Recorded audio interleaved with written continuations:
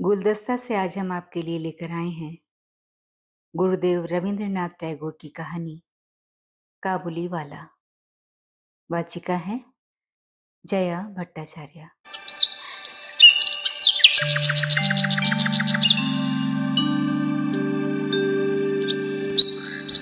मेरी 5 वर्ष की छोटी लड़की मिनी से पल भर भी बात किए बिना नहीं रहा जाता। दुनिया में आने के बाद भाषा सीखने में उसने सिर्फ 1 ही वर्ष लगाया होगा। उसके बाद से जितनी देर तक सो नहीं पाती है, उस समय का एक पल भी वो चुप्पी में नहीं खोती। उसकी माता बहुधा डांट फटकार कर उसकी चलती हुई जुबान बंद कर देती है, किंतु मुझसे ऐसा नहीं होता। मिनी का मौन मुझे ऐसा अस्वाभाविक सा प्रतीत होता है कि मुझसे वो अधिक देर तक सहा नहीं जाता, और यही कारण है कि मेरे साथ उसके भावों का आदान प्रदान कुछ अधिक उत्साह के साथ होता रहता है। सवेरे मैंने अपने उपन्यास के 17वें अध्याय में हाथ लगाया ही था कि इतने में मिनी ने आकर कहना आरंभ कर दिया, बाबूजी, रामदयाल दरबान कल काक को कौवा कहता था। वो कुछ जानता ही नहीं, है ना बाबूजी? विश्व की भाषाओं की विभिन्नता के विषय में मेरे कुछ बताने से पहले ही उसने दूसरा प्रसंग छेड़ दिया। बाबूजी, भोला कहता था आकाश मुंह से पानी फेंकता है, इसी से वर्षा होती है। अच्छा बाबूजी, भोला झूठ मूठ कहता है ना? खाली बकबक किया करता है, दिन रात बकबक करता है। इस विषय में मेरी राय की तनिक भी राह न देखकर चट से धीमे स्वर में एक जटिल प्रश्न कर बैठी, बाबूजी, माँ तुम्हारी कौन लगती है? मन ही मन में मैंने कहा, साली।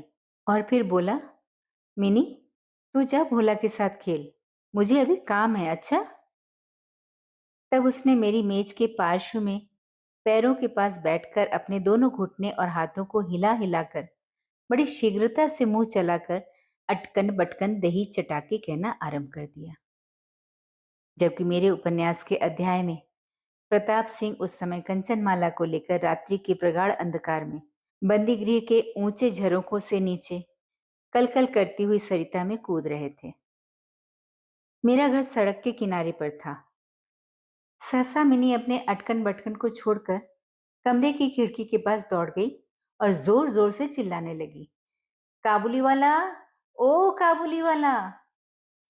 मैले कुचैले ढीले कपड़े पहने, सिर पर कुल्ला रखे, उस पर साफा बांधे, कंधे पर सूखे फलों की मैली झोली लटकाए, हाथ में चमन के अंगूरों की कुछ पिटारियां लिए, एक लंबा तगड़ा सा काबुली मंद चाल से सड़क पर चला जा रहा था। उसे देखकर मेरी छोटी बेटी के हृदय में कैसे भाव उदय हुए, ये बताना असंभव है। उसने जोरों से पुकारना शुरू किया। मैंने सोचा, अभी झोली कंधी पर डाले सर पर एक मुसीबत आ खड़ी होगी और मेरा 17वां अध्याय आज अधूरा रह जाएगा। किंतु मिनी के चिल्लाने पर ज्यों ही काबुली ने हंसते हुए उसकी ओर मुंह फेरा और घर की ओर बढ़ने लगा, त्यों ही मिनी भय खाकर भीतर भाग गई। फिर उसका पता ही नहीं लगा कि कहाँ छिप गई। उसके छोटे से मन में वो अंधविश्वास बैठ गया था कि उस मैली कुचैली झोली के अंदर ढूंढने पर उस जैसी और भी जीती जागती बच्चियां निकल सकती हैं। इधर काबुली ने आकर मुस्कुराते हुए मुझे हाथ उठाकर अभिवादन किया और खड़ा हो गया।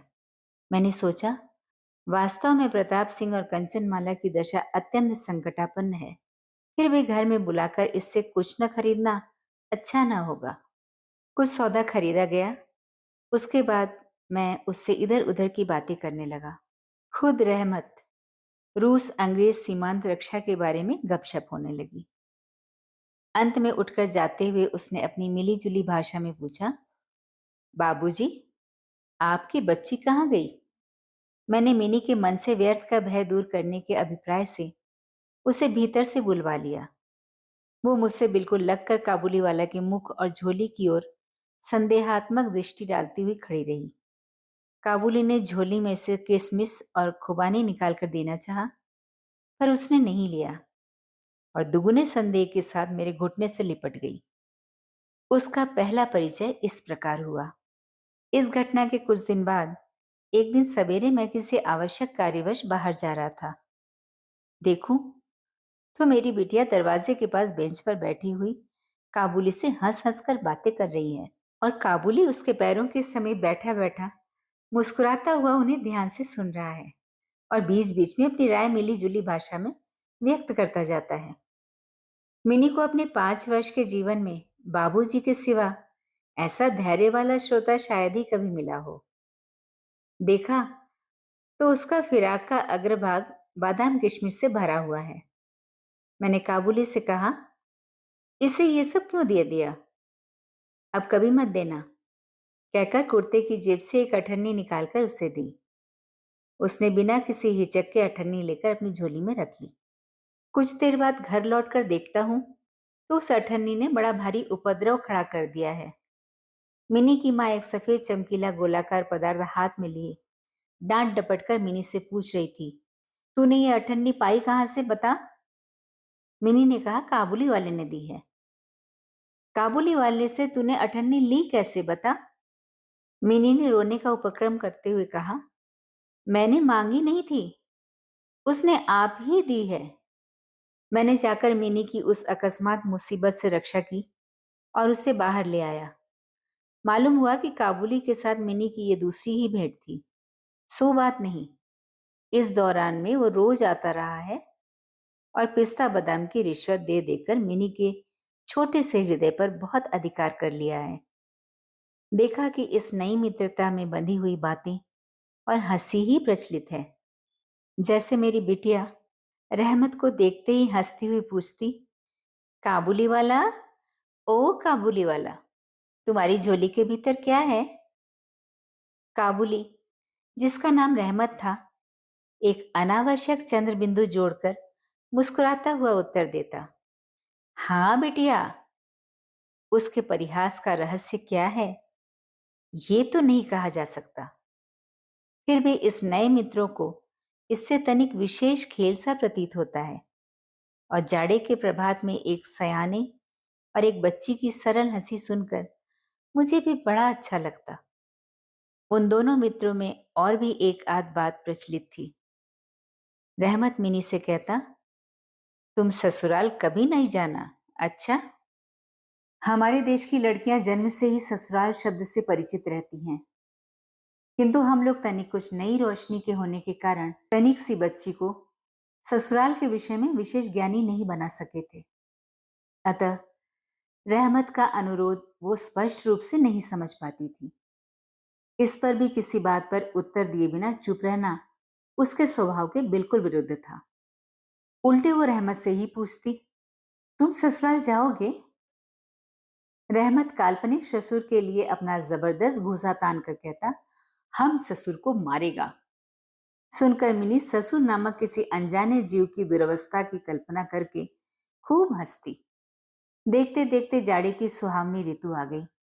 पूर्व युग में इसी समय राजा लोग दिग्विजय के लिए कूच करते थे। मैं कलकत्ता छोड़कर कभी कहीं नहीं गया।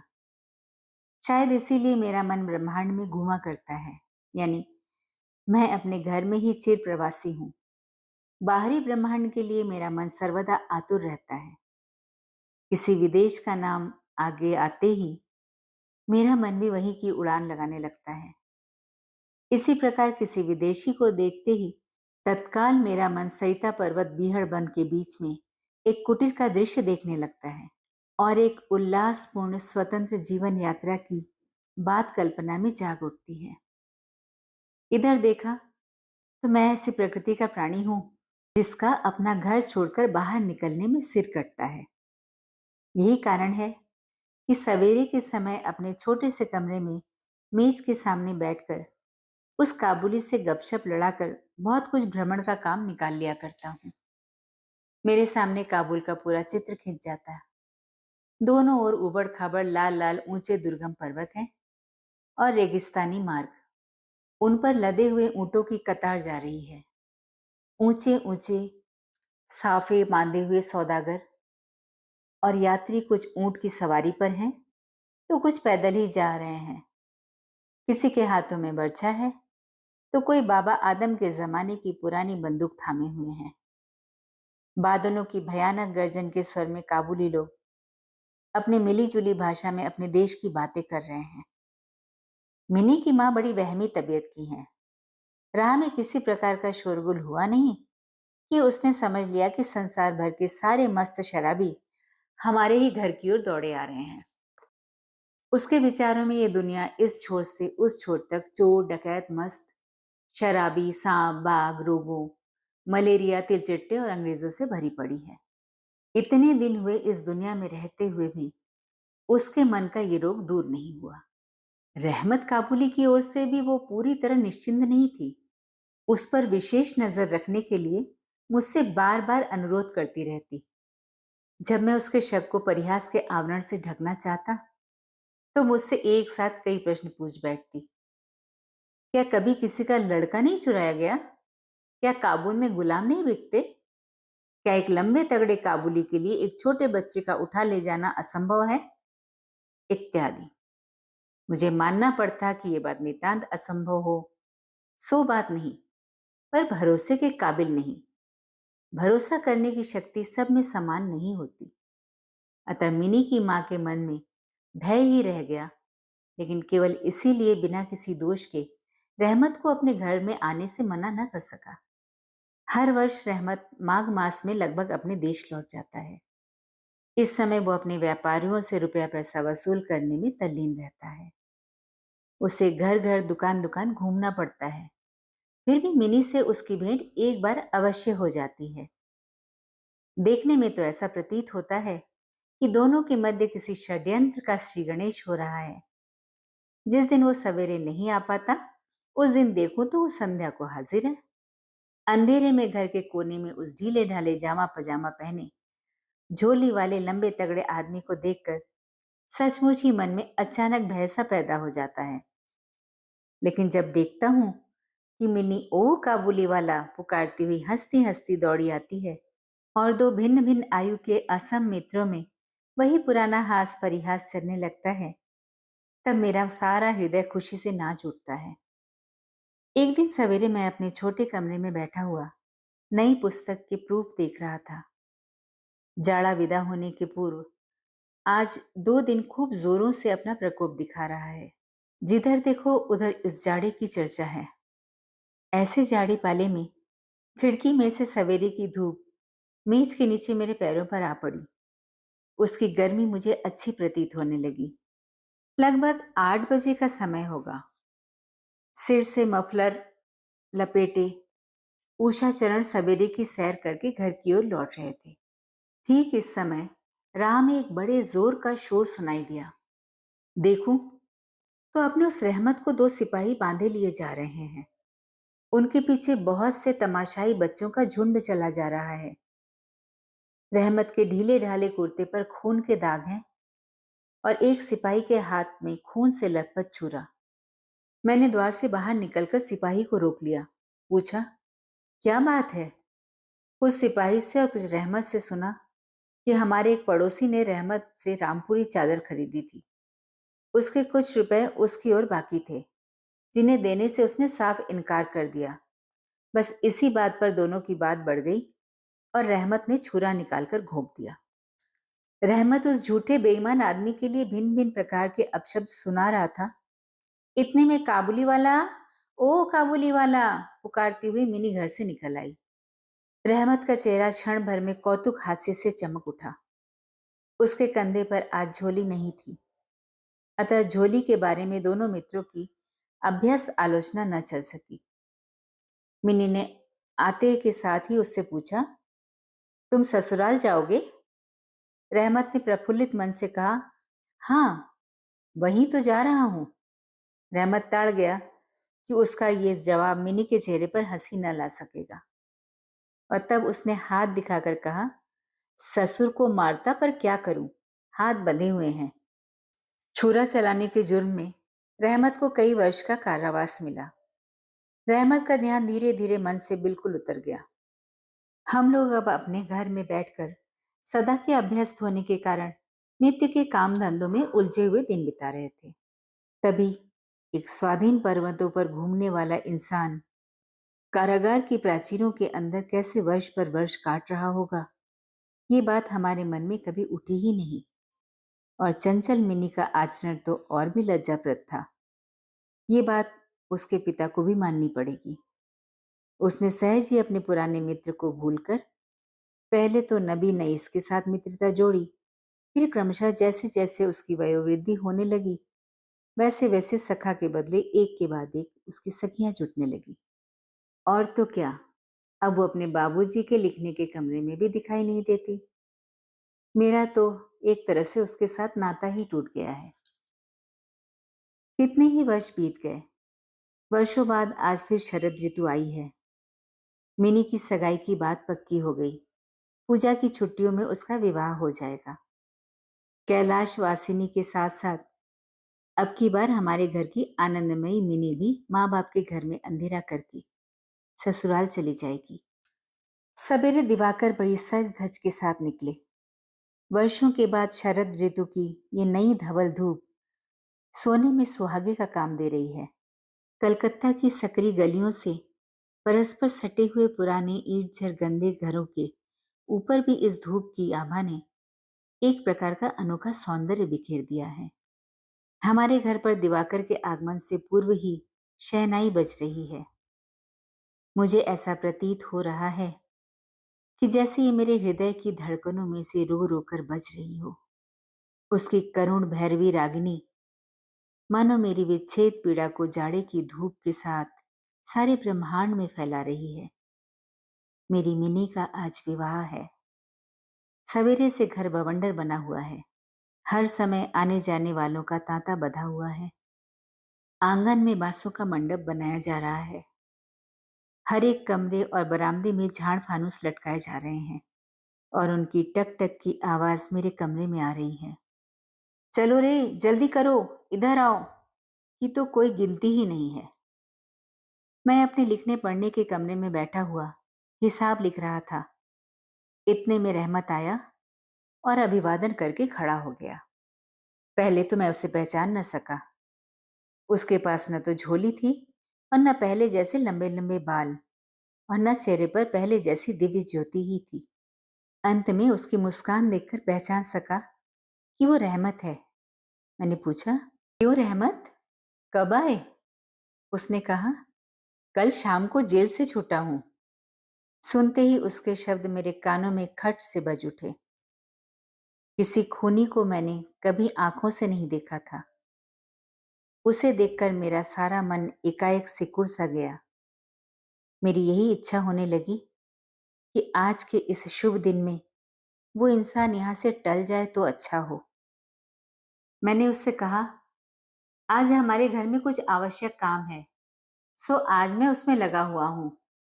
आज तुम जाओ, फिर आना।